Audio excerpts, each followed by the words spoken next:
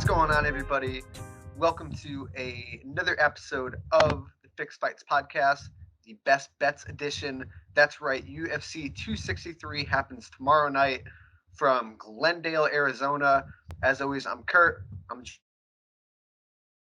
joined. Gentlemen, how are you? Good. Yeah. Good. Good. I'm excited, Bob. I'm pumped to talk to you about this card because, from my perspective, my first glance is that there's not a lot like these. There's a bunch of tricky fights gambling wise here. I could be wrong, but I feel like there's not a bunch of like, oh, this is obviously you're gonna lay dog money here, that kind of stuff going on. I'd completely agree in general. You got a lot of favorites that are hovering around that minus 200 area where like you have to have a lot of confidence to go there, and there's plenty of things for each one of those that aren't giving you that confidence. Agreed. If we start at the top of the card, obviously the main event is Israel Adesanya taking on Marvin Vettori. I honestly, dude, I love this fight, man, and especially I don't know if you guys saw the press conference yesterday, but these gentlemen like lost their voice, like screaming at each other. The heat seems real. These guys do not like each other. Currently, the odds sit at Israel Adesanya as a minus 270 favorite. The comeback on Vettori is plus 210. Personally, I don't have that much of a read on the fight either way to kind of bet straight up. What are your thoughts on just a line straight up for that main event? I think on the line straight up, I get it. I do think that obviously if the Blachowicz fight didn't happen, he probably would be a minus 450 favorite at this point. So there's that. The only thing that throws me is I do think that Marvin Vettori can't do the Jan Blachowicz plan. He can't do that. Who's ever thinking that's a thing, that's not. He's not that type of wrestler. He doesn't have that kind of size. He's not that good at getting someone down, not against the cage. That's not going to happen. But what he could do is do a little bit of a Calvin Gastelum type game plan. He doesn't quite have the boxing for it, but he does have the volume. I mean, don't wrong. You're going into the fray and you're going to get hit. It's going to happen, which might end up making him look maybe not quite as bad as what happened to Costa, but that could happen. But he seems to have a pretty solid chin. But so I do think it's close. It's closer. But that's why if it was going to be like a minus 450 for Izzy, then I'd be like, well, there's value on Vettori. But this is like I said, there's that weird middle spot right now where I do think Adesanya could win, but it might be one of those very entertaining but nail biter fights where they're giving rounds to Vettori because he's doing better than they thought and he's just throwing volume. Is he landing? I don't know, but he's throwing it and he's coming at him. Yeah. I feel like baked into that line is like the Haas factor that Marvin Vettori brings. Like at any like we know he's going to take a ton of punishment if he needs to. We know he is not always the most technical, but like if he gets on top, I think he can go full Haas mode and maybe squeeze Adesanya a bit on the ground. Like, yeah, I don't. As far as like odds wise, it's hard for me to see value on either side, at least on the line. Props, I'm sure we're going to talk about. I don't know if anybody has any reads there. I do, and the one prop I like, I agree with you guys. Say I personally like Adesanya in this fight, and I agree with both of you. Vettori is a dog. He's a hoss. He's got a good chin. Adesanya by decision right now is sitting at plus 145. So getting some plus money on Adesanya. Even Adesanya by KO, TKO is at plus 180. I don't think he's going to finish Vettori, but I kind of like that Adesanya plus 145 by decision. I'd agree on that prop. Like, if you're going to play Adesanya, I mean, watch, we say this, then Vettori gets dusted in the first round. No, but if I was going to have money on that, it's like, I'm sorry, but I've seen Vettori take a semi-trailer full of punishment and him not seem to be phased whatsoever. And other than landing the perfect shot, which he does sometimes, Adesanya that is, he lands the perfect shot. He has pinpoint accuracy. But like, unless it's a shot that Vettori really doesn't see coming, I do not see it going that way. And we know that if it does turn into one of those Gastelum type fights, like I think it might, he has the wherewithal to push it in those championship rounds, like he did against Gastelum, and really go all the way out. Whereas Vettori will go full house mode and get continually more angry, and his hands will get lower, and he'll just be eating more and more punishment. And by the end, the blood on his face will tell its own story for the judges. Read. If we look at this co-main event now, Davison Figueiredo, Brandon Moreno, another rematch. Figueiredo currently sits at minus 220. The comeback on Moreno is plus 180. Now, the narrative I see a lot on Twitter right now people are getting a little bit nervous about Figueiredo. Obviously, the weight cut is always an issue. He barely made it to weigh-ins today. Looked a little bit drawn. Had to have the towel out. Do you buy into that at all, or do you like Figueiredo? Or, I mean, honestly, and do you like what do you like about the odds? In general, I like Figueredo here. Mainly because for everything everyone says about Moreno showing up and the 3 week turnaround and all that kind of stuff, like Figueroa did the same thing, and he also didn't get to go home. He was forced to stay in Vegas, so they wanted to make sure that he could make on through. And for someone who cuts that much weight and then have to do it again in 3 weeks, and was in the hospital days prior and still fought and still won, and I know it was ended the way it was, but I thought it was clear, even with the point deduction for Figueredo, the whole fight. And I mean, Moreno's going to come to fight; he'll push for it. But if anything, he had more of a edge given age, and then the fact that it's like, wow, this is my shot. All adrenaline, all everything. I'm going for it. He's not as big for the division, so the weight cut wasn't as bad. And gave Figueredo 3 weeks to do the weight cut and plan for a whole new opponent. Whereas Moreno just went for broke. So I get why the line is where it's at. I actually love the line currently. Obviously, I'm not going to play this straight. I tend not to play anything this big straight, but I do think there's a decent amount of value on Figueredo as a parlay piece if you're really looking for one. He seems right at that good spot that can get you plus money if you just get one more decent leg in there. I'm with you, Bob. We talked about this fight a little bit on the regular podcast, and kind of both Kurt and I brought up the same thing, that we got the sense that that first fight was like, that's the best Brandon Moreno we're ever gonna see, right? That was him, because he is a complete, I feel like, athletic overachiever, right? He should not be as good as his body allows him to be, right? I think it's Yeah. a combination of grit, technique, composure, everything. But I'm with you, man. I get the sense that the absolute peak of Brandon Moreno's athletic career happened then, and he got really fucking close to winning a title. So props to him. But yeah, I get the sense this is going to be Figueiredo on a full camp, full preparation, like Terminator. Odds currently sit plus money for the fight not going to. Or no, I'm sorry, for the fight going the distance. So plus 110 for the fight going the distance, minus 150 for the fight not going the distance. Yeah, we talked about it on the podcast. I'm kind of leaning the way of the fight not going the distance, and also Figueredo finishing the fight and retaining the title. Not sure how he does it. Figueredo by KO or TKO is plus 175. Figueredo by submission is plus 600. I mean, he's had some pretty impressive finishes. I don't know. Really good fight either way. Yeah, that's a submission number. It's not that Moreno is bad on the ground by any means, but we also talked about it. Like, Figueiredo is an expert club and sub type of guy. So it doesn't feel out of the question to see Figueiredo dropping Moreno and then like latching onto a guillotine or a rear naked choke. Yeah, and if history tells us anything, like that's one of the reasons that I might go that way, because that's how I thought the first fight was going to go.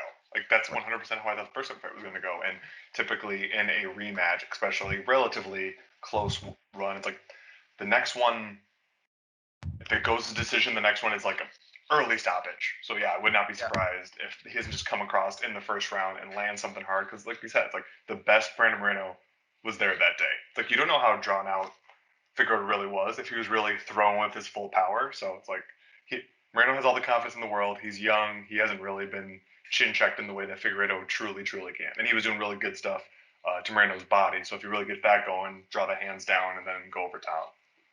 And I think we saw that in the first fight. Like the more dynamic, harder punching fighter is Figueredo.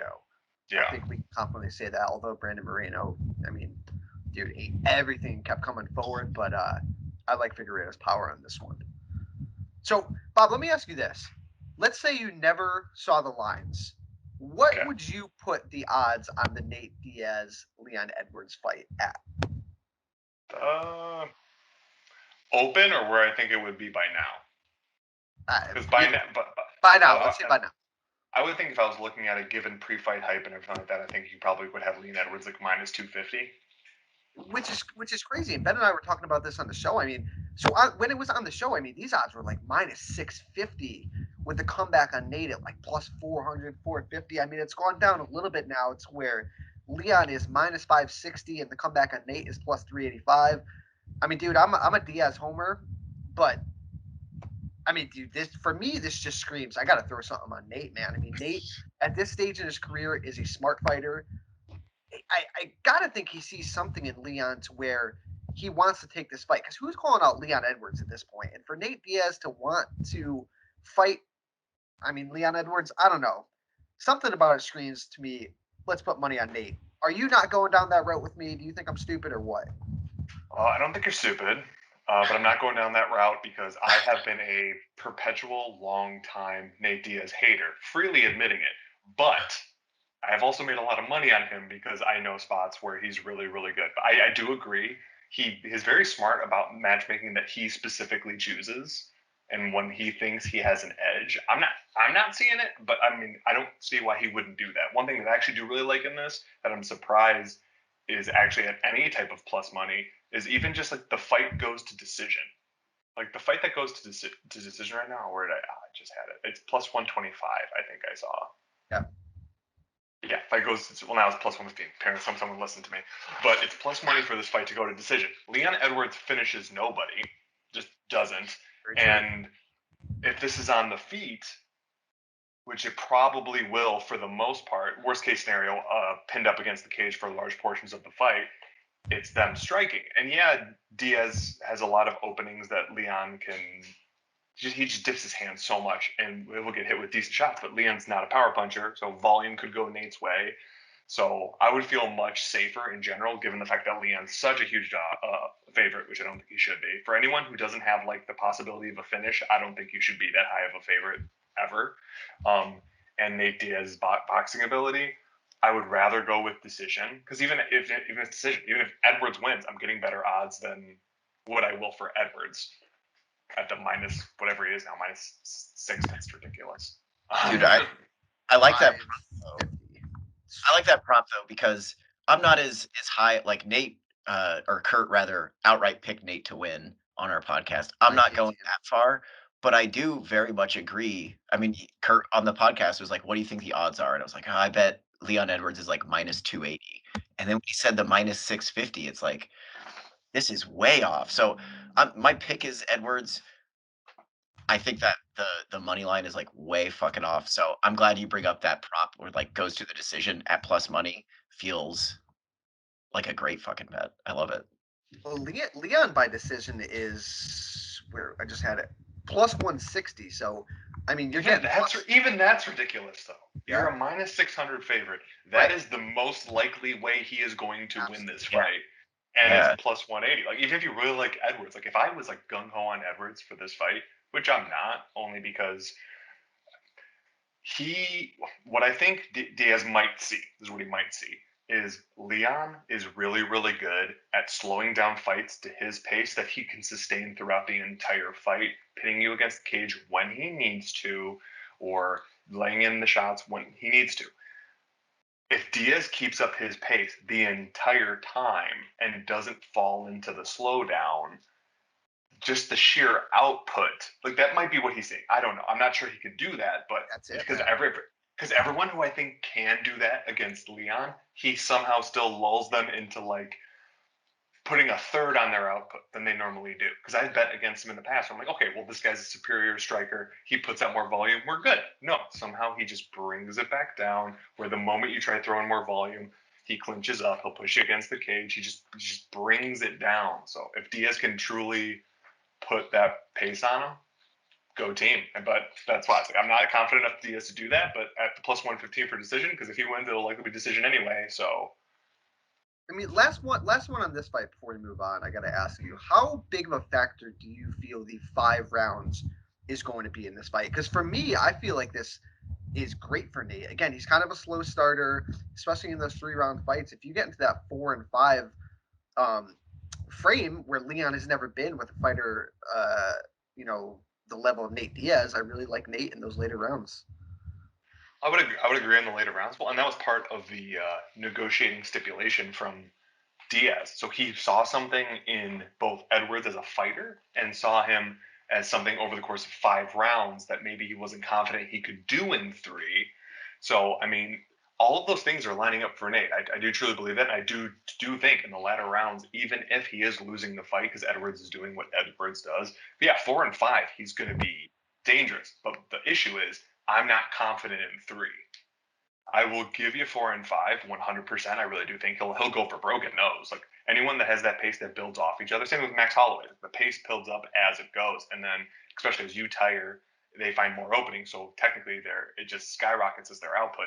And in 4 and 5, absolutely, I would still worry about 3, or at least enough of 3 to go his way. And if he is down 2 going into 3, it puts a rush on 3. And Diaz has never been a rusher. He plays his game. So it's like I would not be surprised because sorry for everyone, I don't watch the fights live. I just don't. But if I would wake up, I would wake up on Sunday, check the results before I watch them, or even just watch them right after the fact, which is usually what I do. I usually watch up to the prelims, and then if it's a pay per view, I'll catch the next morning. Like my kids are watching something in the other room, I'll go in the other room. But if I would heard that he won, I wouldn't be shocked. I just like that's why I think those odds are ridiculous. But I wouldn't be comfortable being like, nope, he's gonna win for sure. But that's why the decision kind of gives me best of both worlds. I dig it. I mean, these 3 top fights are very, very compelling. And then if you look at the rest of the card, there is a lot to like. One fight I really do like, it's Damian Maia against Bilal Muhammad. And for me, fight. I love this fight. And these odds even seem a little bit steep. Bilal minus 235, but dude, Bilal Muhammad seems like the guy that usually falls to Damian Maia. Damian Maia fights the elite in the division. Maybe he doesn't win, but usually when he fights these guys, I don't want to say like mid tier, but that step below the elite, Damian Maia usually strangles them. Damian Maia at plus 195 I like, and Damian Maia by submission is plus 450. Boy, do I like that as well. Well, I don't want to like ruin anything if no one saw it. Well, I guess I didn't post it yet. I'm betting Damian Maia here. I absolutely love him in this spot. I didn't realize the sub prop was so deep, so I might have a little bit on that too. Because if you have him winning, that's pretty extreme. At bare minimum, he's going to win a decision in this fight. I'm sorry. I think this line is, hey, he looked better against Leon Edwards than we thought he did for Bilal Muhammad. And 2, bettors are typically hardcore fans, just in general. The hardcore fan base, we love Bilal Muhammad. Like as a dude, he is awesome. I'm a Bilal Muhammad fan. He is awesome, and I don't know if that's like factoring into the line. I know Maia has lost some fights, but yeah, it's to the top 3-4 guys in the entire division, and guys that have like lights out wrestling that he's not going to be able to get to the ground, and he doesn't have the output they do on the feet. So can you guys remember the last time Bilal Muhammad fought? Like, I mean, I'm not saying Damian Maia is a wrestler, but like in terms of jiu-jitsu guys who have incorporated wrestling, he's pretty high up there. When was the last time Bilal Muhammad fought a wrestler? Or someone with a legit takedown game? Or even someone that's really, really good at trips? He's fought Muay Thai guys, kickboxing guys, boxing guys, jiu-jitsu guys, but not with like that. They've become more jiu-jitsu strikers. He has not fought this caliber of a takedown artist, and he takes everybody down. Unless you're a D1 All-American, or I guess Usman wasn't, but Usman is good enough that he can get past that. Unless you're one of those, you get down at some point. And I think maybe Bilal Muhammad. I know Bilal Muhammad hasn't been subbed yet, but he also hasn't had Damian Maia on his back. He might be able to fight off a submission for an entire fight, but then that's an entire fight worth of control. And I also think an entire fight worth of control is going to get Maia a sub. So that's fantastic. I already have a bet on him straight because these odds is ridiculous, and then I'd probably put a little sprinkle there on those submission odds because that's disrespectful at that point. Yeah, I think we're consensus on this, like all around Damian Maia. I almost think that Bilal Muhammad is almost like too good at grappling to where he's not going to like panic as he should the moment Damian Maia gets a grip on him. You know, Bilal Muhammad is a good wrestler, is a good grappler. Like he has submission wins, I believe, in the UFC, at least one, right? Um, I But he doesn't I'd be a have little lights out striking. He doesn't have the exactly. power He to just make not Maia want to back away. He can't exactly. knock him out. Like Maya Exactly. has not washed it. He's taken so many strikes from so many more powerful strikers and still just been standing. Yeah. So I'm he's I'm all yeah. for Maya. Yeah, I'm with Maia as well. So if we look at the rest of the card, are there any dogs that you like? Are there any parlay pieces that you like? And if you want to start it off with some Drew Dober talk, I know that's your I dude. know. Lay it on us. That fight hurts me. Do you know why that fight hurts me? Because I want to bet him so bad.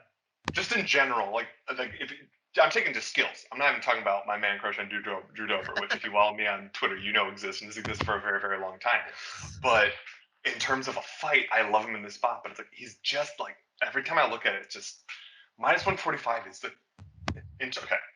Because I like Drew Dober and the skill set, I look at 145. I'm like, I bet 145. But then I pause and think, I'm like, if I'm just going skill for skill, no, I would not bet this at minus 145. If this was a pick 'em or he was a slight dog, I'd bet it all day. But it's just steep enough that I'm not sure I want to put money on it, even though I do truly think he's going to win. I think he has the harder striking. I think he has just done great things working with Trevor Whitman and just engaging as a training partner. I mean, come on, that if he's fighting anyone who has a striking base, he's going to win. The really, really powerful wrestlers, they're going to get him down, or like the guys that can incorporate it very well. But even like against Benel Dariush, he was doing fantastic in that fight before he got taken down. So I don't think Brad Riddell's going to take him down, and I think he's going to win. But it's just too close enough for me want to bet minus 145. And then in terms of like dogs I like, if you want to ride the train, because if it's going to be a big high, it's going to be a big high, and if you lose, it's going to look real bad. But Paul Craig could definitely get a submission against Jamal Hill. That's a real possibility. And don't look for the fight doesn't go or under 1.5. Like all of those are at terrible odds. But Craig straight like plus 235, 240 depending on the book, and by inside the distance, I think even is like plus 380. So it's like if you want to ride that train, go for it. But yes, Jamal Hill might get a first round KO, so that might mess with you a little bit. And then in terms of, I do think as much as he's a little bit of a head case sometimes, I think the camp move has really helped him. I really like Eric Anders at the minus 150. So that it's if that's a little bit too out of your wheelhouse price wise, that would also be a good parlay piece at the minus 150. I mean, he basically murdered this man the last time they fought him, and just by sheer horrible fight IQ, throwing an illegal strike, one if just a few more punches to the head would have sent him to the ground, cost him the win. So I don't think too much has changed. Just trying to quick see if there's any other things that are popping out. I mean, Jake Collier is Jake Collier. he's ridiculous, but he's good as a dog. I would never pay him money as a favorite, but he's a dog. So if you really want to ride that train too, well, that one's not going to be as exciting. There's there, and then I'm if it hits plus 200, I might have to bet it, but I'm eyeing Hakeem Dawodu, Oh, don't but say it. but I was just gonna say, dude, if I'm looking at this card, I swear my biggest lock of this card has got to be Evloev, and I love him as a parlay piece. Minus 235. The guy is a monster, dude. But that's why it's like he should win. But like we're getting to like I had something. There's certain odds you hit that is borderline disrespectful that like I almost have to bet out of just the fact that it's getting so out of hand. And obviously he might just get completely control for the majority of the fight, but he has looked better in spots when he's getting taken down. But like I said, it's like plus one that like it's bad when it's plus 190 and I won't bet it. But I'm waiting for maybe a plus 200. Whereas obviously Damian Maya is below that, and I'm chopping at the bit for that one. So I kind of just depends where your head's at. I'm trying to think if I kind of like Lauren Murphy Yes. in this spot because she will fight for your money, and I love fighters that do that. Whereas I know Calderwood can't rumble when the pressure gets put on her, and I do not like that. She knows what's on the line too. I think she Yeah, realizes like, hey, I have to make a statement if I want a title shot because, you know, Lauren Murphy face value, Lauren Murphy with a finish and some momentum behind her. All right. yeah. Whereas JoJo Calderwood, every time she's on the cusp of a title shot, she tends to implode. Exactly. Which I don't always want to put it on the mentality of certain fighters, but sometimes it pops up. Like you can't tell me that if Tom Breeze would have actually fought the last time, he was going to win when he pulled out last minute again for reasons. But I'm sorry, at that point you shouldn't be fighting because if that you have a mental break, and I'm not meaning that disparagingly, but if you have a mental break before every big fight you should have, getting hit in the head is probably not the best thing for just your life and your health in general. All right, guys. You got anything else to say about this card? This main card is ridiculous in like the best of ways. We finally have a fully stacked pay-per-view that isn't a one fight fight card, and this is how it used to be. So anyone that's an old fan that remembers how things used to be for pay-per-views, this is it. Granted, they were 9 fight cards, but the premise is this. I remember having to wait like 3 months in between cards. That was crazy. So I still say I need to have one pay-per-view a month. I need to have one free fight card a month, and then that's when I'm okay with Tough being interspersed in there. And then I'm good. There's at least one weekend off, maybe 2 every month, and these fights would feel so much bigger than they do. This fight should feel astronomically big, and it only does because we're this entrenched in the sport. Agreed. All right, guys. That was fun. We hope we win you some money this weekend. Please hit us up, give us a follow wherever you listen to the podcast. Enjoy the fights, and we'll talk to you all soon.